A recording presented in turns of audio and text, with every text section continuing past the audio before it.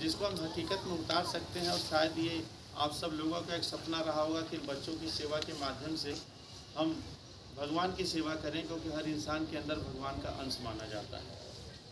और साथ में श्रीमती भावना सिंह जी, जो कि विशेष शिक्षिका हैं।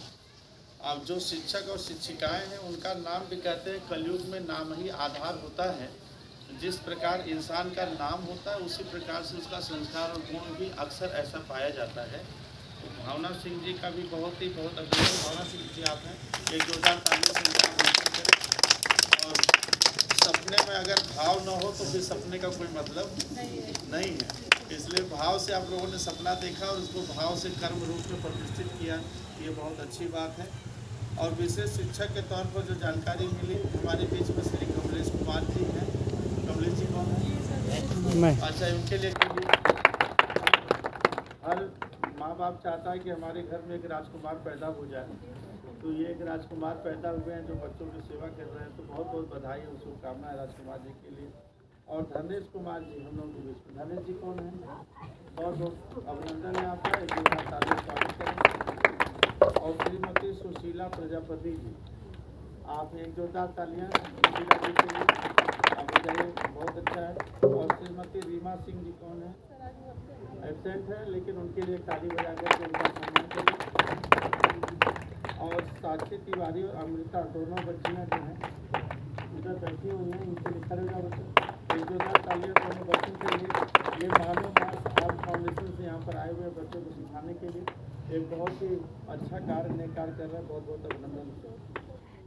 और रोशन जी यहाँ पर हैं, रोशन जी के लिए जोरदार तालियां बजाएं, बहुत बहुत अभिनंदन है रोशन जी के लिए। और इसके साथ साथ जो है डॉक्टर राम आधार जोसेफ जी, जो इस विद्यालय के क्रिएटर हैं, डायरेक्टर हैं, हमारे अच्छे मित्र हैं, उनसे हमारी मुलाकात होती रही है। पिछली बार हम चंडिया गए थे तो उनसे हमारी मुलाकात हुई थी, हमारी फ़ोन पर भी बातचीत हुई है। और मुझे नहीं पता था कि मैं अपने किसी परिचित और मित्र के विद्यालय में मुख्य अतिथि बन के जा रहा हूँ, लेकिन हमारे लिए सौभाग्य का विषय है। वो यहाँ पर नहीं है, लेकिन उनके नेक कार्यों के लिए डॉक्टर रामदास जोसेफ के लिए भी एक जोरदार तालियां होना चाहिए। और आज बड़ी खुशी की बात है कि जो आज का विषय है नई चेतना, ये पहल बदलाव की जो की गई है, और इसमें जो विषय है लिंग आधारित भेदभाव एवं हिंसा, है ना। तो ये बहुत ही व्यापक विषय है जिस पर विचार करने की ज़रूरत है, काम करने की ज़रूरत है और अपने व्यवहार में आचरण में लाने की ज़रूरत है।